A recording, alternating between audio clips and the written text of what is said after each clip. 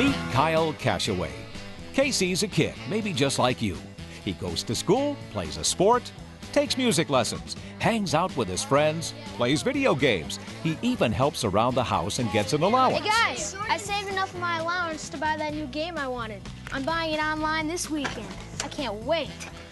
There's Mr. Jerome, come on. Although K.C. knew he had to save his allowance to buy the game, he just got a dose of economic reality. The relationship between demand for the new version and how the shortage of the new and improved game caused the price to rise.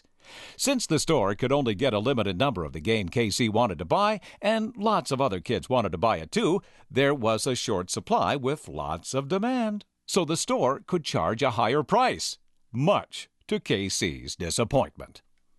How much longer do I have to wait until I can buy that new game? I was all set. I've got enough saved for the old version, but who wants that? K.C., you have a lot to learn about the economy. But why should we learn about the economy? Mainly because the world is one humongous, totally connected marketplace, and we all need to know how to make enough money to live in it. Economics might seem complicated or boring, but by hanging out with K.C. for a while, you all might change your minds. I can't believe they came out with a new version that costs more than the old version. I'll just have to save more of my allowance. I'm impressed they even make such cool games.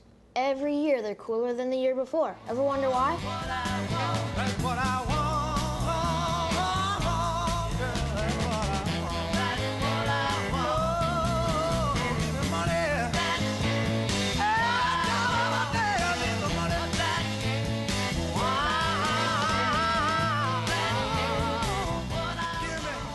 That's right, competition.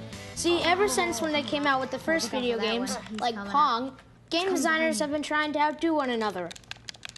Games have gone from black and white blips on a TV screen to games like this. Oh, look out, TNT crate. When companies compete, the things they make get better. Oh, you got past. Oh, sweet, go. Push Oh, right watch out, watch the it. road. Oh, come on. Like in ancient times, kids needed boxes full of cassette tapes for their boombox. Oh, you got past. Now we download music to digital players, and competition will someday make the So 2006. At number 4, it's Facundo Saba of Racing with his 5th goal of the clausura. El Colorado struck in the 18th minute, and Racing looked to stand title hopeful Estudiantes, coached by the ex-Racing, Diego Simeone. Did you see how they set up that score to win the game? All the way down the field, they looked for an open teammate for a pass until they had a great shot on goal. Hey, you could say they were interdependent. That's something that happens in the economy. Interdependence. Interdependence just means that things work well with one another to reach the goal. Here's how it works. The plants break down and become fuel, like coal. Miners get the coal from the ground. The coal is sold to the companies that generate electricity. Electricity powers the factory that makes something we use like cars. Then, people buy the cars from the dealer. The dealer uses the money to pay employees, and those employees buy more things with the money they earn. So everything in that chain is interdependent. Just like that soccer team when they set up the winning goal.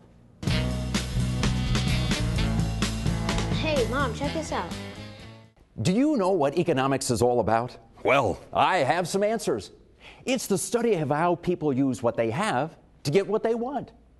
Economics answers 3 basic questions. What's going to be made? That's called the product. Who's going to make it? That's the production. And who's going to use it? Those are the consumers.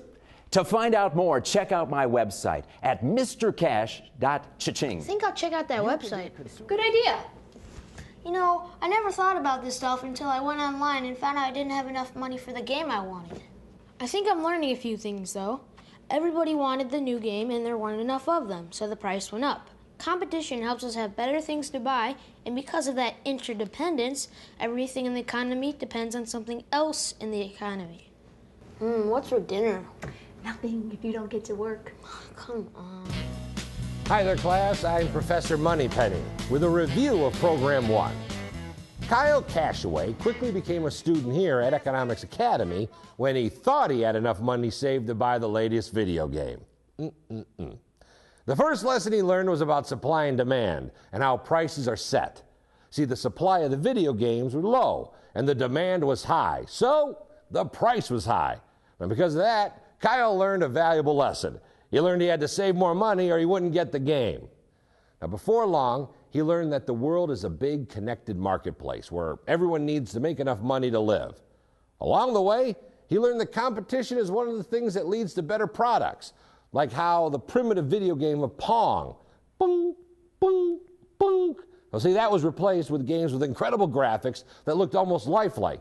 Or how a generation ago, kids had to carry a stack of cassettes and a boombox, uphill and downhill, to listen to their favorite music, instead of those tiny little MP3 players. You know, the dark ages. Okay, now think back to that soccer game. Remember that? See, the team worked together to set up a goal. Each player was in the right spot on the field to get the ball in position for a score. In other words, they were interdependent. See, in the game of economics, interdependence means that things work well together in order to reach a common goal. Our example of interdependence showed us how plants break down and become fuel. Like coal miners get the coal from the ground that gets sold to electric companies. Electric companies generate electricity, which gets used by manufacturers to power their factories where they make things. You know, things we need, like cars, video games, or MP3 players. People like you and me, we buy those things from dealers, store catalogs, or online. And the manufacturers, dealers, store owners, and other managers pay their employees to sell them to us. Then those employees turn around and buy more things with the money they earn. And voila, interdependence. Now, the wild and crazy Mr. Cash, woo, he then gave us 3 basic economic questions to answer. First, what's going to be made? Who's going to make it? And who's going to use it? Well, let's answer those questions. What's going to be made? A product. Now, that can be anything from soup to nuts, cars to carrots, blockbuster movies, or video games based on them. Well, who's going to make it? A producer. General Motors, Microsoft, MGM. Who's going to use it? A consumer. Mom, dad, grandpa, grandma, your best friend, or your biggest rival. Everybody on earth, rich or poor, male or female, infant or 100 years old, is a consumer. So, to remember these key terms from Program 1, write them down. Shortage, supply and demand, competition, interdependence. And spelling counts. I'm Professor Moneypenny for Economics Academy.